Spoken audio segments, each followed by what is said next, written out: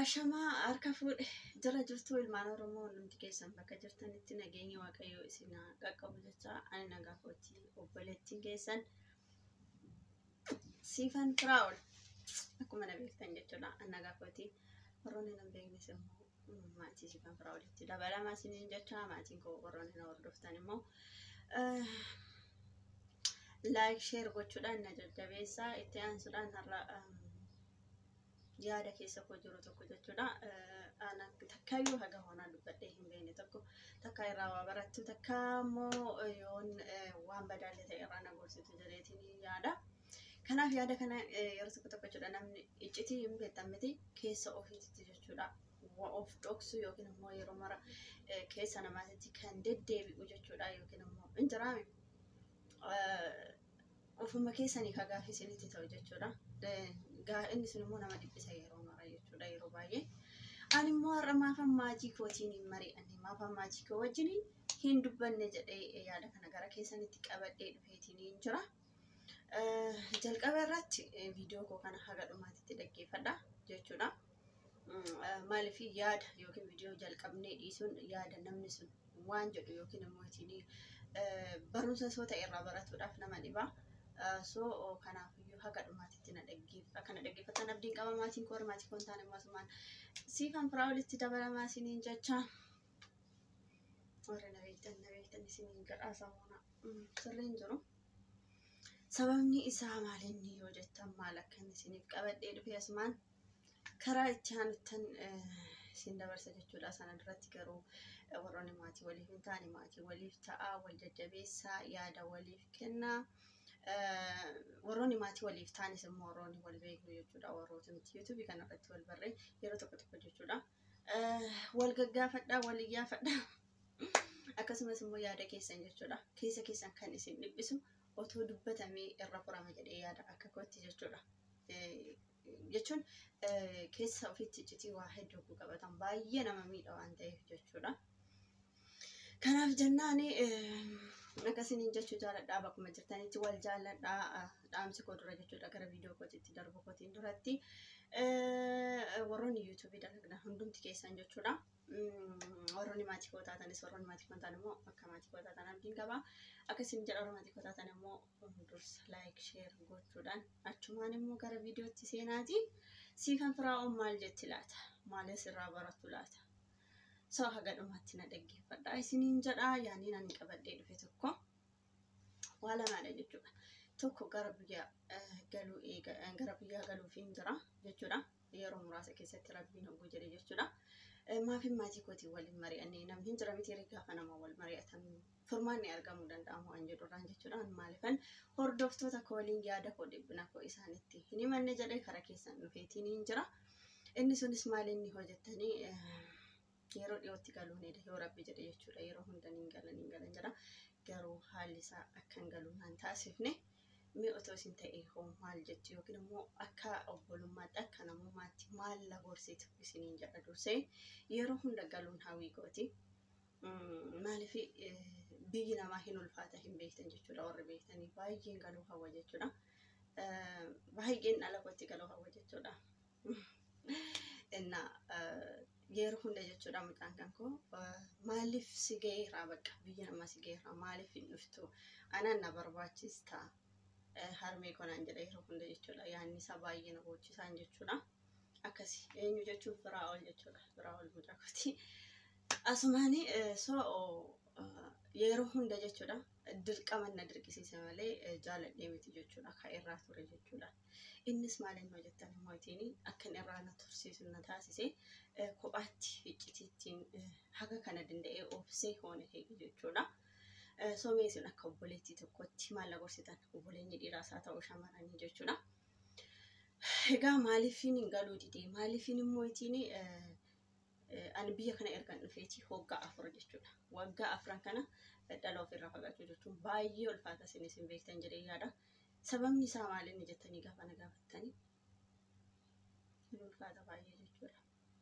Egaa namni kamiyyuu hin dogongora. Dogongorri koo maalinni yoo jettan nin gala jedhee yaada yeroo hin gale garuu baay'ee ulfaata dhagaluun jechuudha. waggaa afur kana dalagaan tura garuu dhiifama jechuudha baay'ee nama yaachisa jechuudha garuu namni iddoo gongorri hin jiru jedhee yaada yaanni koo waan kana iccitii garaa kootti qabadhee turedha jechuudha dubbachuudhaaf illee baay'ee naawwannoo jedhaati.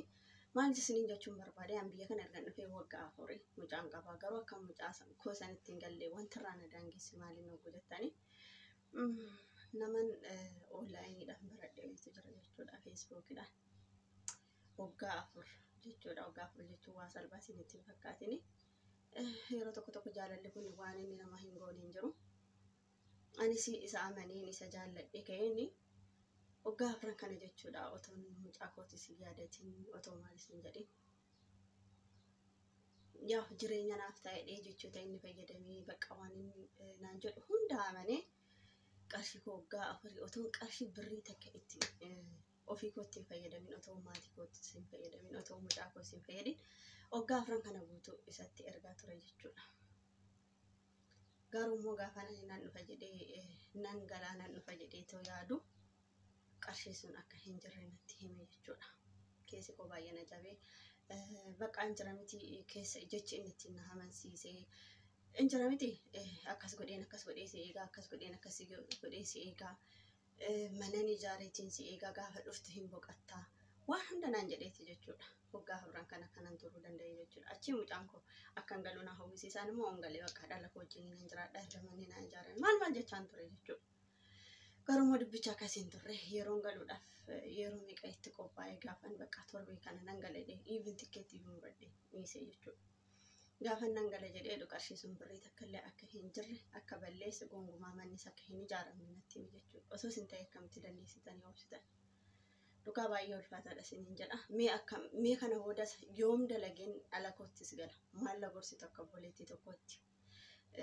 Maal jedheetiin isiin gala maatii kootti jechuudha. Jechaan nabe jechuudha. Namni tokko hin beeku ana malee haga hoonaa jechuudha. Mudannoo kana baay'ee ulfaata jechuudha. Naasuma maal isiniin jechuu barbaade sanani. Keessi koo baay'ee na dhibbata yeroo hunda jechuudha. Mee isin akka obboleettii tokkotti maal na gargaartu galuu nan hawwaa nan barbaada har'uma tana galuu garuu hongala immoo wanna tokko hin qabu akkam naan jettu dhuguma seetani. Egaa viidiyoo kana haga dhumaatti ilaala. Viidiyoon itti aanu isin jira. Asuma waaraa barattu hin gorsa isinii ta'ee tanani ani dhiirri qarshii kamiyyuu dhiirri qarshii na nyaate hin jiru. Garuu akka barumsa isiniif ta'uuf jedhee daraan isiniin jedha. Itti aansuudhaan immoo dhiira qofa miti. Waan isinitti himu keessaa yookiin immoo wantan argee yookiin dabarse keessaa waan isinitti himuani. Siifan fira ol immoo nama qarshii dhiiraan nyaatamtullee miti. Asuma nama badda. Waanuma barumsa isin ta'ee sanan kanaaf viidiyoo gadhumaatti dhaggeeffadha. Viidiyoon itti aanu immoo hin jira jechuudha. Waggaa afur guutuu jechuudha. Akkasitti waan inni na godhee waan inni hin jira miti. Hunduma isaayyuu achirraa hubatti viidiyoo itti aanutan isiniin jedha. Kan kanarraa hafe immoo waan isin takka obboleettii tokkotti isin gorsu keessaa dhiira qofa miti kan qarshii namaa balleessu jechuudha. Shamarrallee akkasuma ijoollee biyya alaa jiran waan akkasii shamarrallee kan dhugaa dubbachuuf taanan of miidhagsuuf yookiin immoo erga ofii keenyatti kenne erga isin jaalladha hoo jaalate jaalalli duwwaadha. Jaalala keessatti eeyyamamtuu taatee eeyyama keetiin waan walii gootu hagas mara miti. Garuu 100% ofuma keetii kaayyoo biyyaa baateef hin beekta waan ta'eef caaluma ittee 100% miti jaalallee kee miti maatii keetti qarshii erguun baay'ee ulfaataadha. Kanaaf jennaani ofuma keenyatti kennine ofuma keenya harkuma keenyaan ergine dhiirri qarshii na nyaate maal jenna tokkoon keenya akka barumsa isiniif ta'uuf tarii warroonni goyoomtanii hin jirtanii. Garuu goyoomuu hin qabdan jechuudha. Jaalala keessatti hin jira miti nama dadhabeeyyuu hin gargaara. Nama xiqqooyyuu gargaaruu danda'a waan ta'eef akka gargaarsatti yookiin immoo jaalalaan ibsaa koo itti qarshii xiqqoo ishee hin jira miti. Kasanirraa hafe jaalalli qarshiidhaan hin bitamu tasumaayyuu jechuudha. Inni si jaallatu sunis dhugaa si jaallate qarshiidhaanii miti kan si jaallatu jechuun barbaada.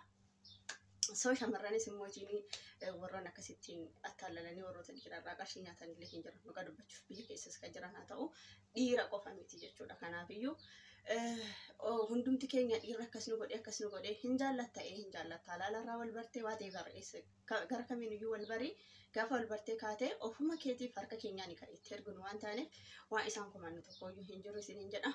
Ani kun qarshii kuma Waggaa afurii akkasitti nyaatamee halkanii guyyaan hin bu'aa fuulli kooyyuu waan an ta'e moojina dhukkubaa jira jechuudha.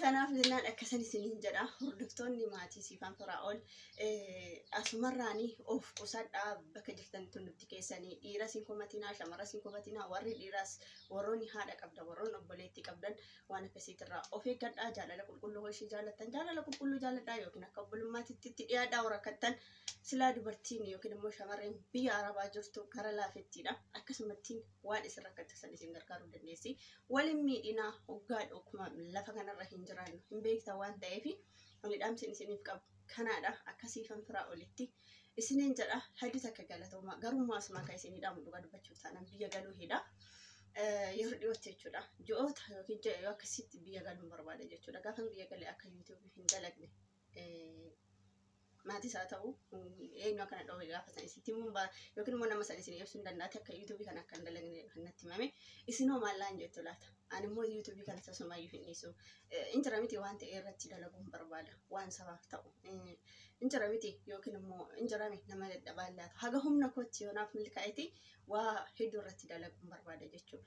YouTube kana tasumayyuu hin hojjettu warroota nan jedhantu jira ani immoo itti dhaamee waan an dhiisanatti hin fakkaatu asumaan immoo koomentii jalatti yaada keessan naaf kenna yoon balleessa immoo naaf of galcha dhiifama naaf godha yoon isin mufachiise isiniin jedha haga tokko irraa barattan jedhee yaada viidiyoo itti aanutti isin dabarsa ani Siifan Firaa'ol baay'een isin jaaladha baay'een isin kabaja hordoftoota Siifan Firaa'ol bakkuma jirtanitti nageenyi keessan nageenyi koo isin faana haa ta'uu isin haa qaqqabu isiniin jecha laayik sheer gochuullee hin dagatina viidiyoo kana qofa osoo hin ta'in kan itti aanammoo sirriitti haga dhumaatti dhaggeeffadhaa waan jechuu barbaadan isiniin jedha kanaaf jennaan shamarranis dhiirri sanaaf tokkuma garummoo waluma walii keenyaaf ofuma keenyaaf waa dubbadheera baay'eerra deemuu hin barbaadeeti so waa xiqqoo irraa hubattan jedhee yaada yeroon isin mufachiise ta'e immoo yoon dogongore ta'e immoo dogongora koo irraa na sirreessa koomentii jalatti naa kaa baay'ee tokkoon isin jaaladha baay'ee tokko isin kabaja bye bye viidiyoo itti aanu immoo achumaan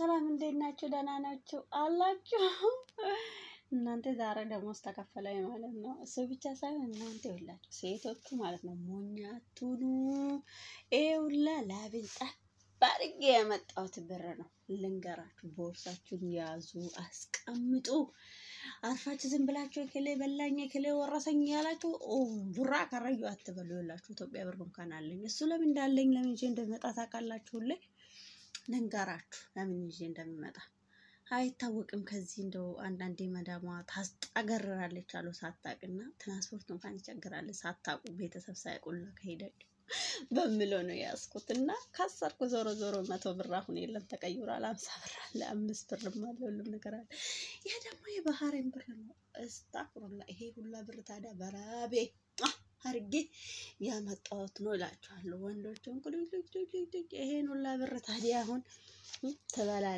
ትበላለ ፈርብላና እኛ ታቆጥኛ ታስ ሰው ይሄ ሁላ ብር የራሴ ነው ማለት ነው ባያርማቸው ትንሽ ቆይታችሁ ደግሞ አንገቴን ነው የምትደፉኝ እኮ ብትተው ማለት ነው አድራሻዬን አልነግራችሁም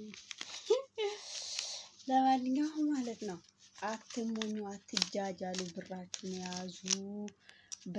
ያዙ እኔ ነኝ ያልኳችሁ ብራችሁን ያዙ ይላችሁ እንደዚህ ትቆጥራላችሁ አቀፋችሁ ትዘኛላችሁ ከፈለጋችሁ ማለት እውነቴን ነው የምነግራችሁ ማለት ነው እስቲ አንድ ሴት እንደዚህ ብር ያዘች እጅ ታውጣ ሀርካ ባስሜን ድበርቱን ትቀርሽ ከስትቀበት ይታያችኋል ይሄ ላይ ባህር ብር ነው ማለት ነው 20 ዲናር ማለት በጣም ብዙ ብር ነው ልንገራችሁ ላብን ጠባርጌ የሰራሁት ማለት ነው አካሲ ህንጎጎሚና ሲዲንጀዳላ ቢራ ቁልፊ ሰጅራ ማለት ተሰበሰበን ተቆለፈ ይችላል ሻንጣ ከነገበት ተቆለፈ ሻንጣ ከነተገልጭን ቆለፈ ከነተገልጭን ቆለፈ ይችላል ታገሰኒ አስማና ቁልፊ ያቆንታ ይተገልጭ ቆለፈ ሲነዶ ዳው ጋር ገተን እንፍተኒ ሁለታን ሁንዳፉ ይጀቹ ለሂንጅሩ ይጀቹ እንጀር እንደዚህ ነው ይወላችሁ አካሰት ሆጀዳ ብሪጌ ሰማከተኮ ተቀበዳ እጀባ ባሳይን ሲንጀደ ካን አርገተን ማጎቹ እንደም ይሄ ሁላ ብራሁን ሰርቃ ነው ትላለች ሰርቼ ነው ላምን ጠፍ አድርጌ 24 ሰዓት ቆሜ ማለት ነው። ልንገራችሁ እንደዚህ ነኝ እኔ። ኢትዮጵያ ብሩን ከቦርሳዬ ላይ አይጠፋም እላችኋለሁ። ከጓደኞቼ አትበሉ አትሞኙ። ብር ለሰብስበናት በመንፈስ መጣችሁ ብትወስዱስ ምን ይታወቃል?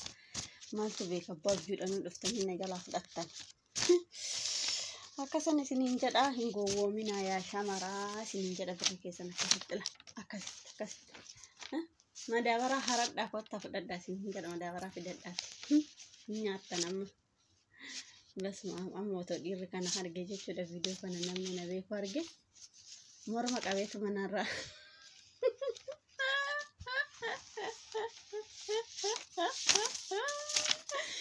ana warra fudhatani sinin jedha እንደዚህ ነው ያላችሁ ሁላችሁ እንደዚህ ብሩ እንደዚህ ማለት ነው ትርፍርፍ ይላል ማለት ነው። ለስ ነግራችሁ እንዴት ደስ ይላል መሰላችሁ? በላብ የመጣ ነገር ማለት ነው። በላባችሁ ላባችሁን ከፈራችሁ እንደዚህ ብር ስትቆጥሩ ባላ ስንትፈካቲና ደፍቀ ከጉሎ ላሴ ተነፍዴ ዱፈ ይስጥ ከናፉ ጀቾዳ ዋይኒ ዲራ ኦቶና ብራንጋይን ጥይት ይይት ነዳይ ዱፈ ነራፉ ለተጀቾዳ ኦቶ ከነ አርገም ይር ጀቾ kanaaf jennaani akkasuma isinin jedha hin gowwoomina yaa shamaraa isinin jedhala qarshii keessan qabadhaa walitti qabadhaa walitti kuufadhaa kino kasitti la keessa teessanii jechuun lakkaa'uun amma namni amma meeqa akka ta'e beeku jechuudha. Kanaaf jechuudha of eeggannoo godhaa isinin jedha yaa shamara ilaa hin gowwoomina dhiirriin sobaa galaati waan barbaadan jechuudha. Ilaa waan gootan hoggaa dhabdan maatii keessan gargaara yookaan immoo itti fataazanaa jedhamina abbaatu amma inni itti fataazanaa jedha. Insi gabaa jiruun hadheesse namni wal baqate abbaan ilma dheesse yaa biraanu juullasituu nu balleesse horii duraan qabnu waraanaan geggeesse ta irraa haftellee hongetu sassaabee amma homaan qabnu qullatti nu dhaabe. Cufamuun doolaaraa gaaza dhabamsiise waan ati nu goote yoo rabbi si dhiise hawaasni cal'isee waaqatti gungumaa tokko waa dubbannaan diroon himaantuma qoqqobbiin addunyaa rakkoo guddaa kuusee ummiyyee Itoophiyaa qileen baane buuse. Bu'aan lolaa kana hundinuu baradhaa ammaaf homa qabdan walis sadaqadhaa bara jara taraa mataa gaqqabadhaa. Atis na dhagahi inni biyyaa baate jireenyi Itoophiyaa dhugatti hammaate baatirraa torbetti hin dagatin haate kanasitti dhaamaa ani gama kooti.